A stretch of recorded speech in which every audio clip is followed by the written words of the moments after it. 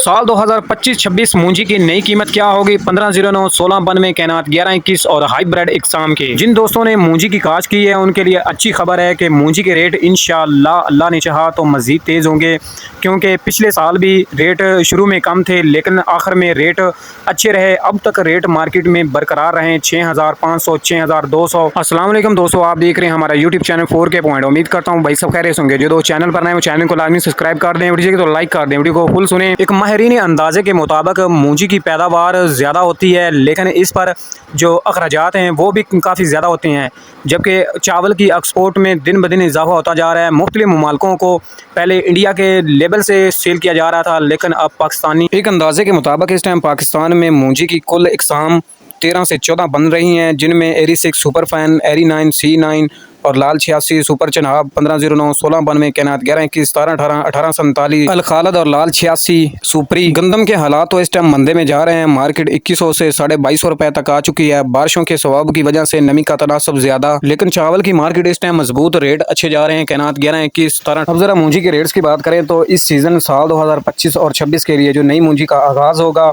वो इंशाल्लाह 4000 से रेट स्टार्ट होंगे। 1509, 1692, कैनात 1121, 1718, 1847 के रेट्स, क्योंकि आप दोस्तों को पहले भी पता है कि कैनात के रेट सबसे ज़्यादा होते हैं और दूसरे नंबर पर 1509।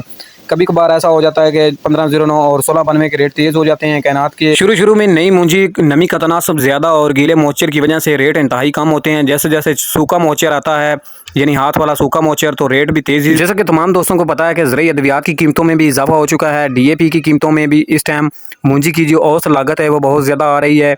तो इस हिसाब से साल 2025 और 26 में मूंजी की कीमत 5000 से 6000 और 6000 से 7000 रुपए तक भी जाने के चांस बन सकते हैं। हर साल लाखों टन के हिसाब से चावल एक्सपोर्ट किया जाता है बैरून मुल्कों को, मुख्तलिफ मालिकों के साथ।